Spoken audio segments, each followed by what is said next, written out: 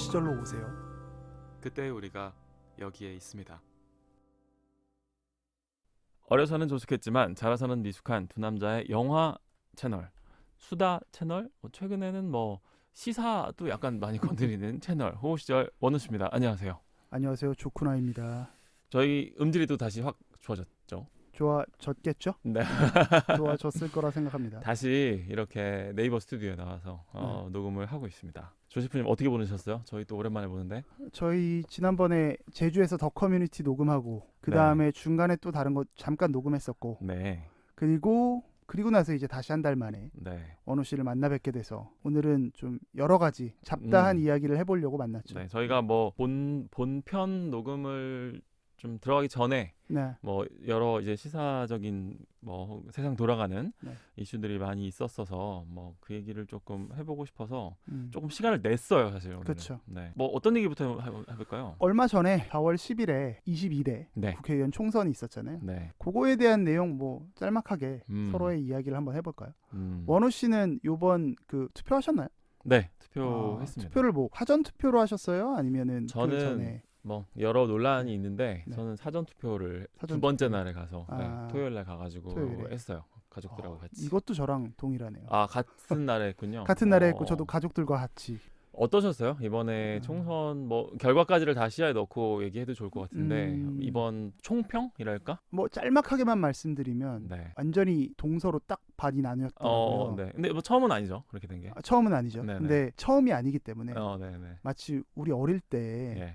지역 갈등, 네네네. 모든 갈등의 가장 큰 갈등이 지역 갈등이다, 동서의 네. 갈등이다라고 그렇죠. 지적됐던 내용이 한 30년 만에 다시 완전히 보여진 것 같아서 네. 상당히 좀 그동안에 우리는 어떤 걸음을 했었나, 정치의 어떤 갈등의 양상은 다양해졌는데 네. 기존에 있었던 갈등은 더욱더 심화된 게 아닌가, 네. 한 걸음도 나아가지 못한 게 아닐까라는 약간의 비관적인 씁쓸함까지 느끼면서, 그렇지만 최근에 저는 크게 정치에 관심이 없어서 네. 저는 오늘 뭐 제가 왜 정치에 관심이 없어졌는지 그런 이야기를 조금 해볼까 하고요. 아, 네. 원우 씨의 어떤 총평도 좀 궁금합니다. 저도 일단 얘기하신 동서 갈등 문제에 있어서는 이번에가 더 심해진 것 같아요. 네. 더 심해졌고, 예를 들어서 뭐 구체적인 뭐 지역까지 얘기한다면은 뭐 대구, TK 지역이나 뭐 광주 이쪽은 뭐 정말 이거를 민주정이라 할 수 있을까, 데모크러시라고 할 수 있을까라는 생각을 하지 않을 수 없는.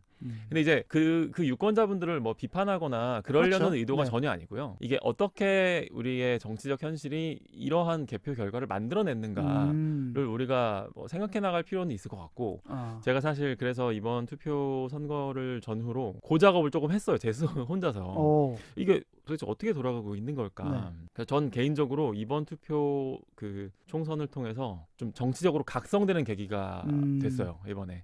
그래서 조금 이번에 판세를 바라보는, 혹은 우리나라 정치에 대해서 무엇을 기대할 것이고 무엇은 또 포기할 것이고, 이런 거에 대해서 제가 한번 재정리하는 시간이 있었고, 들으시는 분들이 뭐 알고 계시는 분들도 있고 저기 모르시는 분들도 계시겠지만, 사실 저는 되게 좀 보수적인 포지션에서 그렇죠. 이렇게 쭉 서 있었고, 지금까지 뭐 쭉 다 이제 보수 정당 혹은 보수 정치인들에게 주로 투표를 하는, 뭐 그렇지 않으면 설령 투표를 하지 않는 한이 있더라도 뭐 이제 그런 포지션으로 이제 투표를 해온 유권자라는 거를 감안하고 들어주셨으면 좋겠는데, 이번에 이제 제가 이렇게 되게 된 계기가, 정치적으로 각성되게 된 계기가 뭐였냐면, 조세프님이 주변에 있는 어떤 분 얘기를 하시면서 개혁신당의 이준석을 지지를 한다, 그분은라고 얘기를 하시는 거예요. 그렇죠. 근데 제가 이제 그분을 뭐 전혀 모르는 바 아니고 되게 개인적으로 제가 상당히 좀 잘 알지는 못하지만 좋아하는 분인데, 이준석을 지지했다고? 그러니까 제가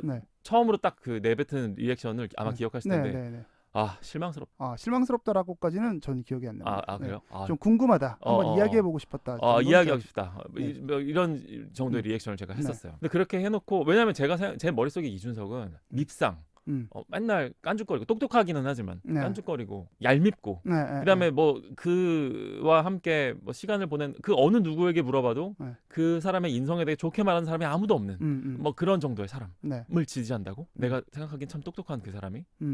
에 대한 의문. 그러면서 그게 이제 뭐 첫 번째 의문이라고 한다면, 두 번째 의문은 이제 누가 뭐라 해도 조국 혁신당이죠.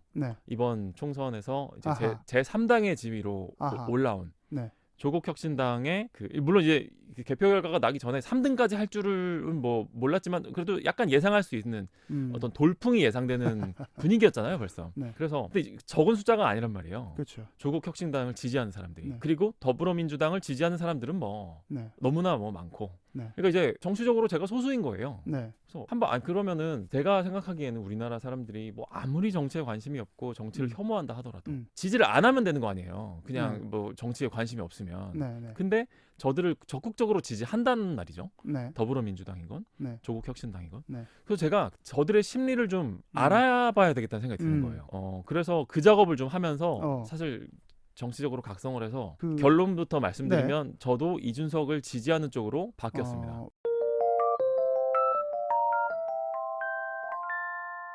왜 그렇죠? 그래서 되게 뭐 여러 가지 이제 심리적인 혹은 뭐 제 나름대로의 그런 추적의 과정들이 있었지만 일단은 조국 혁신당에 대해서 얘기를 해보자면 제가 뭐 나중에 이 얘기를 좀 더 일별할 수 있는 기회가 있으면 좋겠는데 이번 총선에서 저는 3명의 남자가 주인공이었다고 생각하거든요. 한 명이 이준석이고 한 명이 조국이에요. 나머지 한 명은 김재섭이고. 근데 이제 그 조국과 이준석에 대한 이야기부터 먼저 하자면 사람들이 왜 조국 혁신당을 지지할까? 그건 결국에는 한동훈에 대한 반발이라고 저는 생각을 했어요. 그리고 윤석열에 대한 반발이고 대통령에 대한 반발이고. 왜냐하면 조국 의원이 이제 의원님인데 아마 조셰프님도 기억하실 텐데 2012년 이제 박근혜 대통령이 당선되기 전에 이제 김어준을 중심으로 하는 그 그룹에서 뭐 진보 집권 플랜 같은 책을 낸다든지 닥치고 정치 같은 책을 냈을 때 그 책을 곰곰이 읽어보면 그 행간에 흐르고 있는 내용이라는 거는 결국에는 조국을 대통령으로 만들고자 하는 열망이었다라고 저는 생각을 하거든요. 뭐 그렇죠. 문재인, 안철수, 조국을 그때 이야기했었죠. 그 중에 한 명이었고 물론 안철수는 이제 다른 진영이 됐지만. 그렇죠. 그래서 그렇게 이제 되게 말하자면 옥동자 같은 사람이었던 거예요. 진보 진영에. 근데 이제 고수가 틀리기 시작한 게 이제 문재인 대통령 집권하고 나서 이제 뭐 법무부 장관을 누구로 하느냐의 뭐 그런 갈등 속에서 뭐 그 내부의 갈등을 이렇게 정확하게 추적하지는 못했지만 그런 과정 속에서 이제 아군인 줄 알았던 윤석열이 이제는 격렬하게 충돌하는 과정 속에서 이제는 조국과 갈라서게 된 거죠. 그렇죠. 그러면서 사실 윤석열 검사는 박근혜를 탄핵했었던 장본인이란 말이에요. 맞습니다. 근데 바로 그 검사가 국민의힘의 후보로 나와서 아주 근소한 차이로 당선이 되게 되는 이 과정 속에서 윤석열이 등장하고 한동훈이 게다가 이번에 국민의힘 당대표죠 사실상. 비상대책위원장으로 등장하는 과정에서 이제 조국을 지지하는 세력은 그들이 너무나 혹독하게 그 조국 일가가 털렸다라고 생각을 하는 것 같아요. 그리고 그 혹독함의 어떤 정도에 있어서는 저는 일부 제가 정치적으로는 뭐 거의 반대편에 있다고 봐도 좋겠지만 그 혹독함의 정도에 있어서는 전 공감하는 부분이 있어요. 그렇죠. 상당히 세게 털었다. 세게 털렸죠.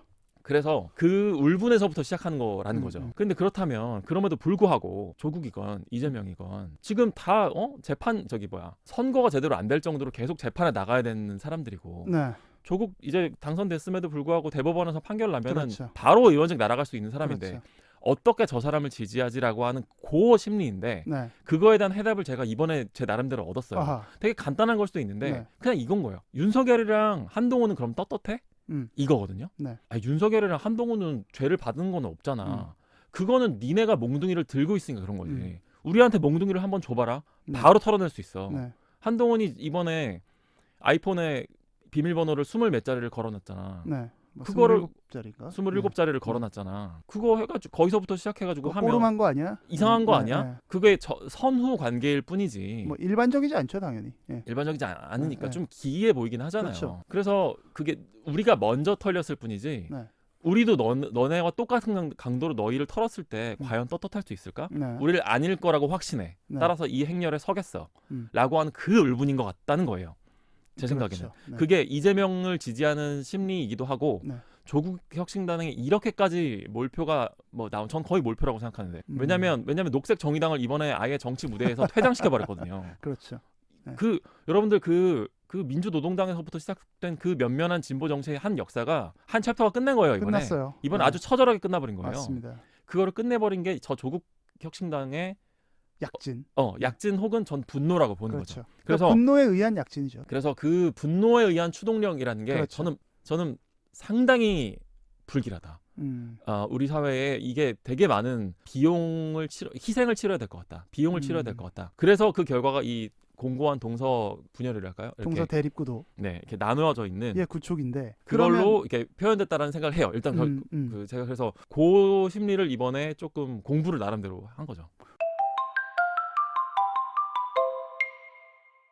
그러면 그 뭐 조국과 더불어민주당의 어떤 세력의 공고화가 된 게 좀 불길하다. 네. 어떤 분노가 휘감고 있다라는 부분에는 이해를 했어요. 네네. 원우 씨의 의견을. 근데 그러면 이준석 씨를 뭐 약간 이제 네. 실망해서 네. 지지나 이해하는 쪽으로 바뀐 부분은 뭔가요? 일단 뭐 용어를 정정하면 전 네. 이준석에 대해서 실망한 적이 없어요. 아, 왜냐면 그 어떤 기대도 한 적이 없기 때문에. 네. 처음에 그가 이준석에 대한 실망이 아니었구나. 이준석을 지지했던 사람에 대한 실망이었구나.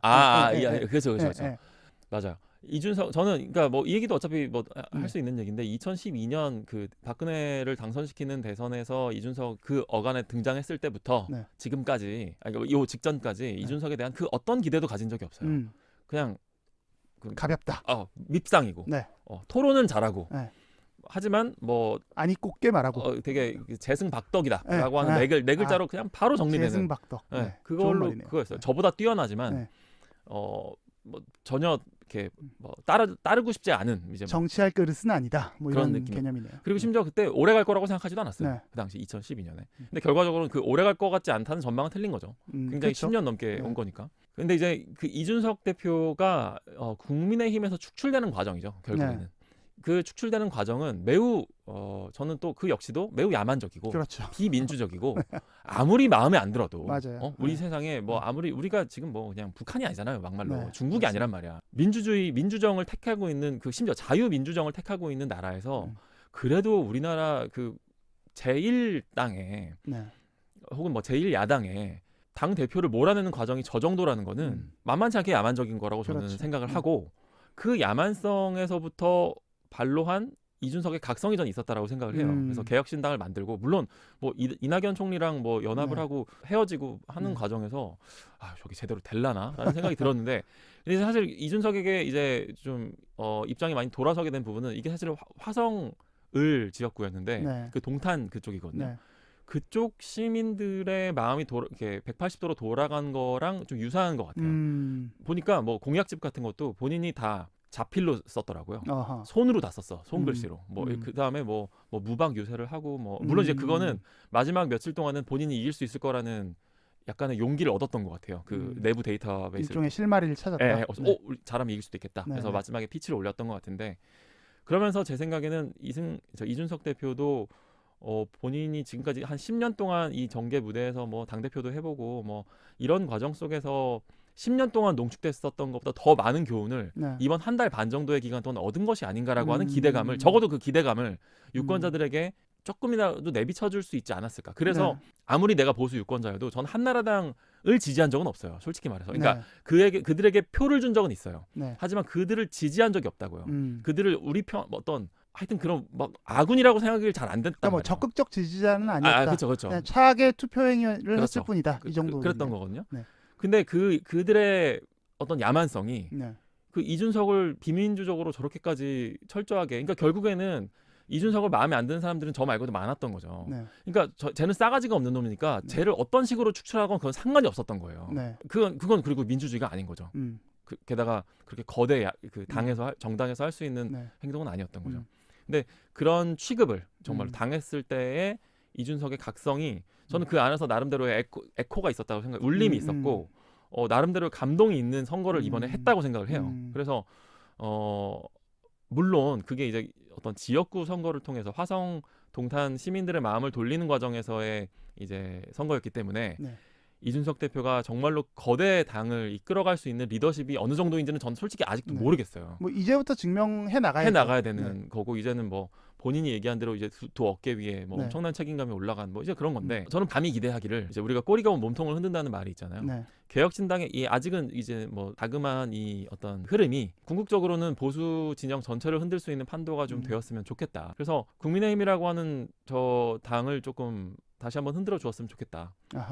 또 나아가서는 이제 그 윤석열 대통령의 지금 저 방향을 잃어버린 저 리더십을 이제 지금 3년이 남은 거잖아요.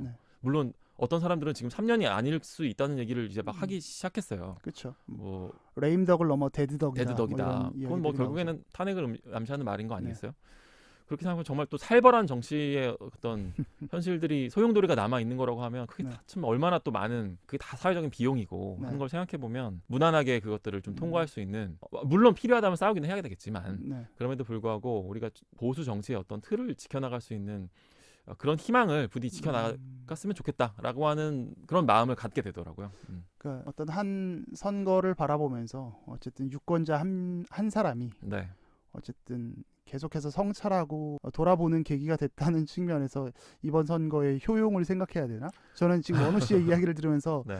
그 이번 선거의 편익이 무엇일까에 대한 고민을 좀 하면서 최소한 이원우라는 사람은 뭔가 성찰을 했구나라는 생각을 약간은 자조적이지만 그렇게 했습니다. 말씀해 주시면은 감사한데 조국 혁신당의 에너지, 그다음에 더불어민주당의 에너지, 그리고 그들을 맞상대하는 국민의힘의 에너지는 그러니까 좌우를 다 통틀어서 말씀드리는 거예요. 우리나라 정치 진영에서 좌우를 통틀어서 저는 지금 매우 파시즘과 유사한 형태로 가고 있다고 생각해요. 동의합니다. 왜냐하면 그 히틀러와 그 잔당들이 뭐 잔당이라고 하기에는 너무나 큰 세력이었지만 그들의 센티멘트를 지배하고 있었던 감정도 울분이거든요. 맞아요.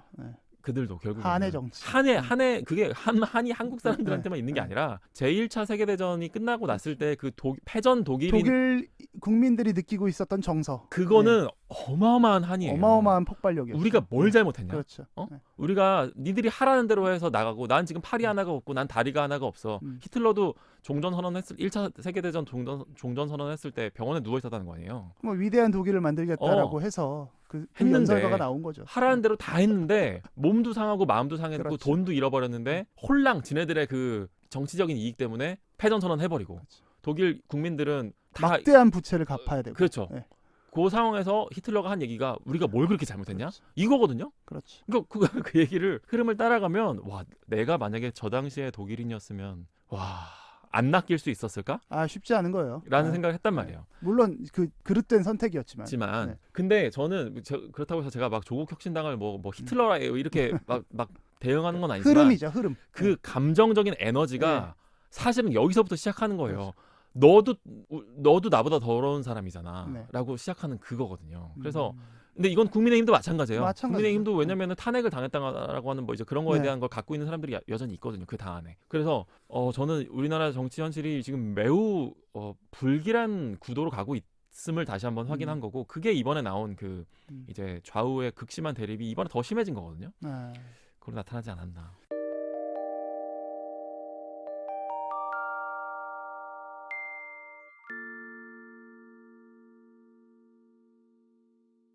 제 말씀을 좀 드리면 저는 서두에 말씀드렸던 것처럼 꽤나 정치에 대한 실증이 나 있는 사람이거든요.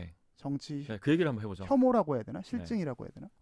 저는 그 부분을 이제 딱 축약해서 이야기를 하자면 가치의 실종과 희망의 부재라고 저는 생각해요. 그러니까 가치의 실종이라 함은 원우 씨랑 이야기가 중복되는 부분도 있는데요.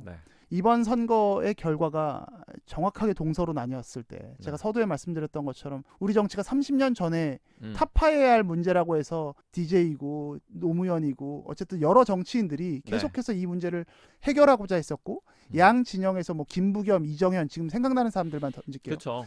그 사지로 가서 험지로 가서 계속 당선되고 당선도 되고 계속해서 출마도 해보고 이런 어떤 그 문두드림의 역사가 있어요. 그게 지난 30년 동안 우리 정치 구도를 바꿔나가야 한다라는 그 일종의 과제였거든요. 그런데 그럼에도 불구하고 우린 지금 여전히 제자리가 얼마 아닌가 이 생각이 들었는데 저는 국민들이 느끼고 있는 이 어떤 가치의 실종을 저와 동일하게 좀 느낄 수 있는 부분이 있지 않을까라는 생각을 합니다. 제가 이번 선거 결과를 보면서 나는 왜 이렇게 정치에 실증이 났나 돌이켜보니까 문득 현대 정치 한 30년 전에 그 시간을 한번 추적해보게 됐어요. 저는 오히려 92년 대선이 이제 YS가 되고 김영삼 대통령이 되고 DJ 후보가 이제 2위를 했었죠. 그리고 나서 그 다음 날 물론 그 진보적인 이념을 갖고 있는 신문이지만 한겨레 박재동 화백의 만평이 아주 유명한 만평이죠. 그 거리를 돌아다니는 사람들의 마음이 뚫려 있는 거예요. 이 마음이 뚫려 있는 게 뭐냐면 엄청난 좌절감과 실망감이거든요. 그러면 그때 이 사람들이 왜 이런 경험을 했냐 하면 87년에 YS와 DJ가 그 당시에 이제 군부를 종식시킬 수 있다라는 기대감 속에서 그렇죠. YS나 DJ 뭐 이렇게 나왔다가 결국은 어부지리로 노태우가 대통령이 됐었죠. 그렇죠. 그때 일단 1차 어떤 민주화에 대한 열망을 하고 있던 시민들이 갖고 있었던 실망감이 옵니다.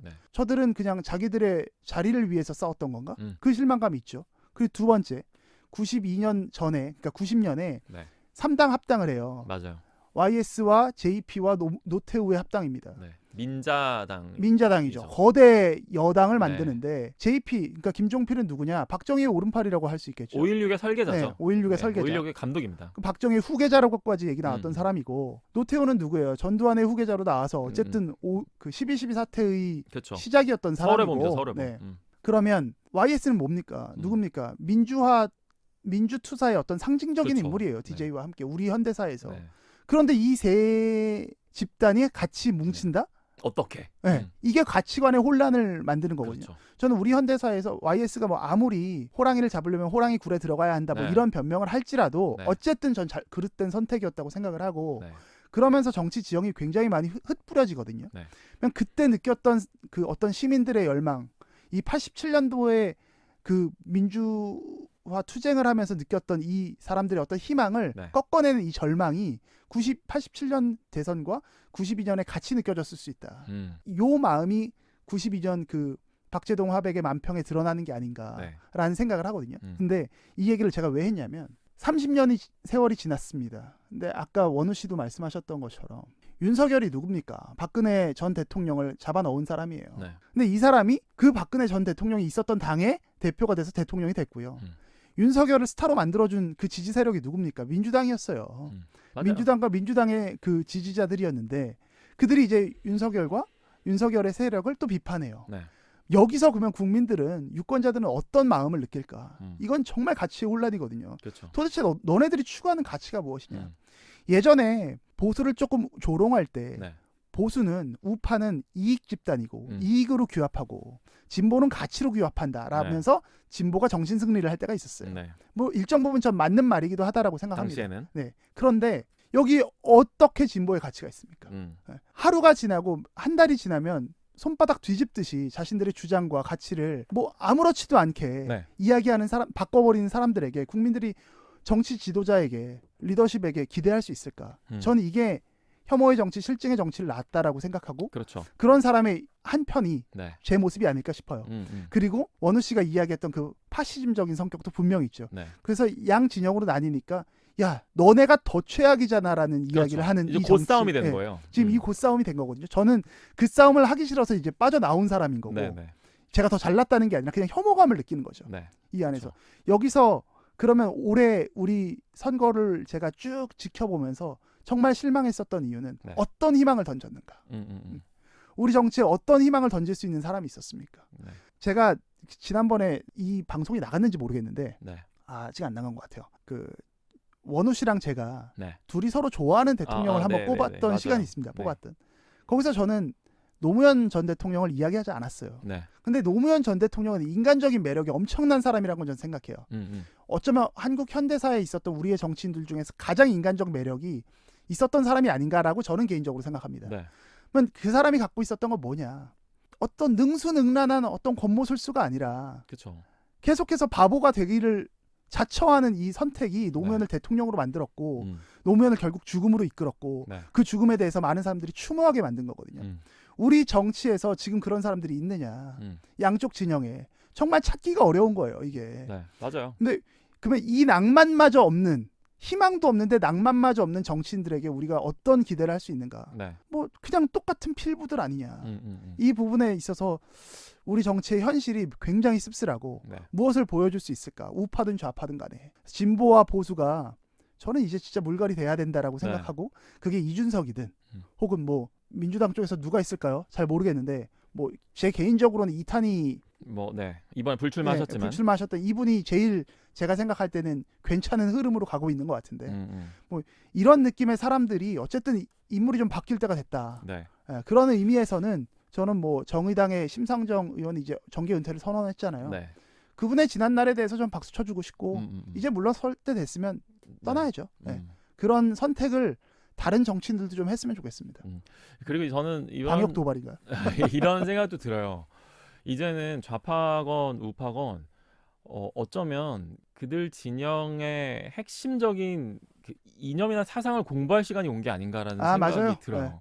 네. 이제 그 원론을 다시 한번 그렇죠. 이렇게 되짚어볼 때가 온 거 아닌가. 지금 너무 이게 왜 이렇게 우리가 그 모래판에서 씨름을 하다가 보면은 뭐 두 선수가 막 이렇게 삿발을 잡고 막 이렇게 빙글빙글 돌다가 내가 어느 지점에서부터 시작했는지를 잃어버린 것 같아요. 내가 좌인지 운지도 이게 서로 이렇게 서로만 보고서 그렇죠. 잡고 빙글빙글 돌고 있다 보니까 내가 좌파인지 우파인지 자기가 지금 어느 얘기를 하고 있는지 모르는 거야. 네. 나중에는 어제 동지가 오늘의 적이고 뭐 그렇죠. 지금 이런 거잖아요. 그래서 이게 물론 그렇다고 해서 뭐 물론 그럴 수 있죠. 이게 뭐 지형이 바뀌고 하는 건 얼마든지 있을 수 있는 일이지만 사상의 그런 명확한 그 기준점 아래에서 그래도 이건 안 돼. 그렇죠. 이건 돼라고 하는 것들을 좀 보여줄 수 있는 그런 거를 견지할 수 있으려면 그게 뭔지를 일단 알아야지 되니까. 그 뿌리에 대한 공부를 좀 하셔야 돼요. 공부를 보수주는 보수주의에 대한 공부를 네. 하고 진보 역시 그 뭐 민주주의에 대한 공부를 하건 뭐 어떤 사상행적인 그런 뿌리에 대한 공부를 좀 하고.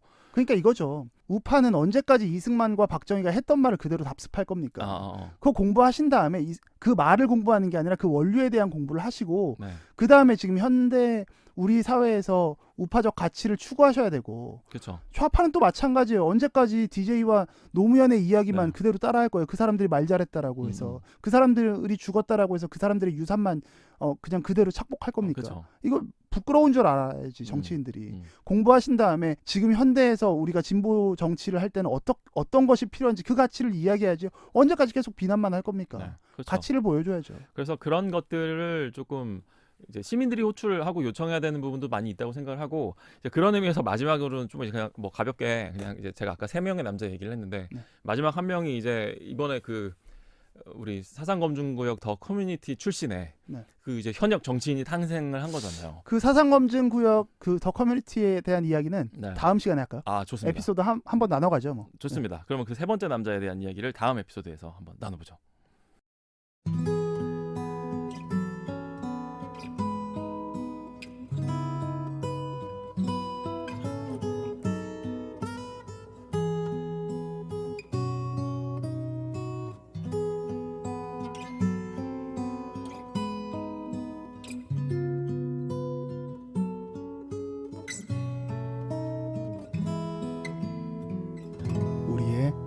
호우 시절.